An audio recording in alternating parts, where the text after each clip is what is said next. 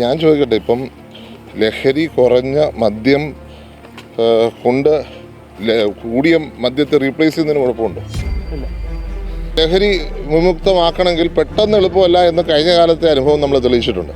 അപ്പം പതുക്കെ step by step ആയിട്ടുള്ള വിമുക്തിയാണ് നമ്മുടെ ആവശ്യം. വിമുക്തി ആവശ്യമാണ്, പക്ഷേ സ്റ്റെപ്പ് ബൈ സ്റ്റെപ്പ് ആയിട്ട്. പോലെയുള്ള പദ്ധതികൾക്ക് ചേട്ടൻ ഇത്ര ഇമ്പോർട്ടൻസ് കൊടുക്കുന്നത് സ്പോർട്സിനോടുള്ള ഒരു പ്രത്യേക സ്നേഹം എപ്പോഴും ചേട്ടൻ്റെ പ്രവർത്തികൾ കാണാറുണ്ട്. അപ്പം സ്പോർട്സ് വളരെ പ്രധാനപ്പെട്ട ഒരു കാര്യമാണ്. നമ്മുടെ നാട്ടിൽ അതിൻ്റെ പ്രാധാന്യത ഉൾക്കൊണ്ടിട്ടില്ല. ഇപ്പോൾ ഫോർ എക്സാമ്പിൾ നമ്മുടെ നാട്ടിൽ ചില ചിന്താഗതികൾ മാറുന്നുണ്ട്.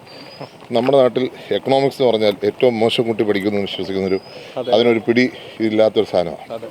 പക്ഷെ ലോകം മുഴുവൻ എക്കണോമിക്സിൻ്റെയാണ്.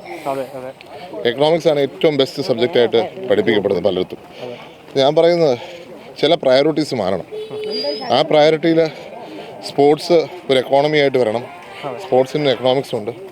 അതൊക്കെ നമുക്ക് മനസ്സിലാക്കിക്കൊണ്ട് അത് മാറുക. കാരണം ഇന്ന് സ്പോർട്സിന് പ്രാധാന്യമില്ലെങ്കിൽ നാളത്തെ ലോകം സ്പോർട്സിനെ അടിസ്ഥാനപ്പെടുത്തി ആവണം.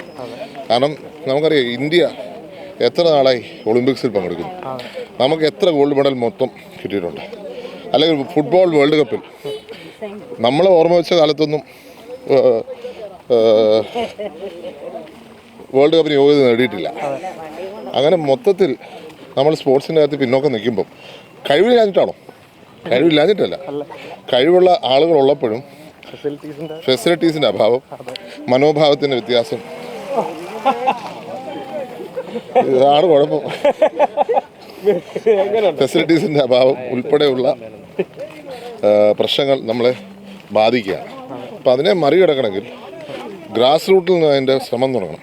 ഇപ്പം എൻ്റെ ലക്ഷ്യം പുതുപ്പള്ളി എന്നൊരു ഒളിമ്പിക് താരം, അല്ലെങ്കിൽ പുതുപ്പള്ളി എന്നൊരു ലോകോത്തര നിലവാരത്തിലുള്ള ഒരു താരം ഉണ്ടാകണം എന്നുള്ളൊരു ആഗ്രഹം എനിക്കുണ്ട്.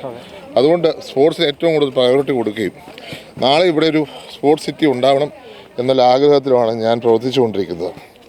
തീർച്ചയായിട്ടും ഇന്നല്ലെങ്കിൽ നാളെ അതിൻ്റെ കാര്യങ്ങൾ മുന്നോട്ട് പോകും എന്ന് തന്നെയാണ് എൻ്റെ പ്രതീക്ഷ.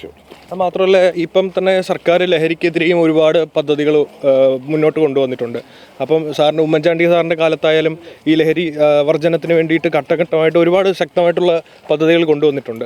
പക്ഷേ ഇപ്പോഴത്തെ സർക്കാരാണെങ്കിൽ ഇപ്പോൾ ലഹരി കുറഞ്ഞ മദ്യങ്ങൾക്ക് നികുതി കുറച്ച് നൽകുന്ന പരിപാടികൾ. അപ്പോൾ ഇതെല്ലാം ഇത്തരത്തിലുള്ള സ്പോർട്സും പരിപാടികൾക്കൊക്കെ ഒരു തിരിച്ചടിയാവില്ലേ? യുവജനങ്ങൾ കൂടുതൽ ലഹരിക്ക് മുന്നോട്ട് കൊണ്ടുപോയാൽ അത് തീർച്ചയായിട്ടും ഒരു തിരിച്ചടിയാവില്ലേ? ഞാൻ ചോദിക്കട്ടെ, ഇപ്പം ലഹരി കുറഞ്ഞ മദ്യം കൊണ്ട് കൂടിയ മദ്യത്തെ റീപ്ലേസ് ചെയ്യുന്നതിന് കുഴപ്പമുണ്ടോ?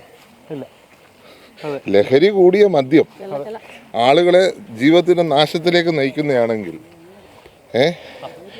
അത് റീപ്ലേസ് ചെയ്യേണ്ട ഒരു, നമുക്ക് പെട്ടെന്ന് ഒരാളുടെ മദ്യപന ശീലം മാറ്റാൻ പറ്റുമോ? ഇല്ല. അപ്പം അതിനെന്താ, അതിന് ലഹരി കുറഞ്ഞതിലോട്ട് ഷിഫ്റ്റ് ചെയ്ത് നാളുകളെ ഒന്നും ഉപയോഗിക്കാത്ത രീതിയിലേക്ക് കൊണ്ടുവരാൻ സാധിക്കുമെങ്കിൽ അങ്ങനെ. അതല്ല, ലഹരി കുറഞ്ഞാണെങ്കിൽ അങ്ങനെ. ഞാൻ പറയുന്നത് പല ഓപ്ഷൻസ് നമ്മൾ ചിന്തിക്കണം. നമ്മൾ കാടടച്ച് വെടിവെക്കരുത്. ഇപ്പോൾ മുഖ്യമന്ത്രി ഒരു കാര്യം ഒരു സമയം എടുത്തിട്ടുണ്ടെങ്കിൽ പുള്ളിയെ സംശയം മുന്നേ നിർത്തുന്നത് ശരിയല്ല എന്നുള്ള അഭിപ്രായമുണ്ട്. കാരണം നമ്മുടെ നാട്ടിൽ ഇങ്ങനെ പുതിയൊരു ട്രെൻഡ് വന്നിട്ടുണ്ട്. അത് പുതിയ ട്രെൻഡല്ല, ഒത്തിരി ആളായിട്ട് ഏതെങ്കിലും സ്ഥാനത്തിരിക്കുന്ന ആളെ ഒരു സംശയം മുന്നേ നിർത്തുക, അത് ശരിയായിട്ടൊരു കാര്യമല്ല എന്ന് ഞാൻ കരുതുന്നു. അതിന് അതിൻ്റെതായ കാഴ്ചപ്പാട് UDF ചർച്ച ചെയ്യുമെന്നാണല്ലോ പറഞ്ഞിരിക്കുന്നത്. ഇപ്പോൾ UDF വേണ്ട എന്ന് പറഞ്ഞാൽ വേണ്ട. പക്ഷെ മുഖ്യമന്ത്രി സമയം എടുത്തപ്പോൾ എന്തെങ്കിലും കാരണം കൊണ്ടായിരിക്കും അദ്ദേഹം പറഞ്ഞത്. UDFിനകത്ത് തന്നെ ഇപ്പോൾ സുധീരൻ സാറായാലും ഒക്കെ ഇതിനെതിരെ വന്നിട്ടുണ്ട്. അപ്പോൾ അതൊക്കെ വരട്ടെ, അതിന് സമയമാകുമ്പോൾ നമുക്ക് നോക്കാം. അത് UDF കൂടി ചർച്ച ചെയ്യല്ലേ. UDF കൂടി ചർച്ച ചെയ്തിട്ട് UDF തീരുമാനിക്കട്ടെ. അതിനു മുമ്പ് ഞാൻ കമൻറ്റ് പറയേണ്ടത് ശരിയല്ല. പക്ഷേ അതിനകത്തൊരു അപ്രോച്ചിൽ തെറ്റില്ല എന്ന് ഞാൻ പറയും. കാരണം പെട്ടെന്നൊരു ലഹരി വിമുക്തമാക്കണമെങ്കിൽ പെട്ടെന്ന് എളുപ്പമല്ല എന്ന് കഴിഞ്ഞ കാലത്തെ അനുഭവം നമ്മൾ തെളിയിച്ചിട്ടുണ്ട്. അപ്പം പതുക്കെ സ്റ്റെപ്പ് ബൈ സ്റ്റെപ്പ് ആയിട്ടുള്ള വിമുക്തിയാണ് നമ്മുടെ ആവശ്യം.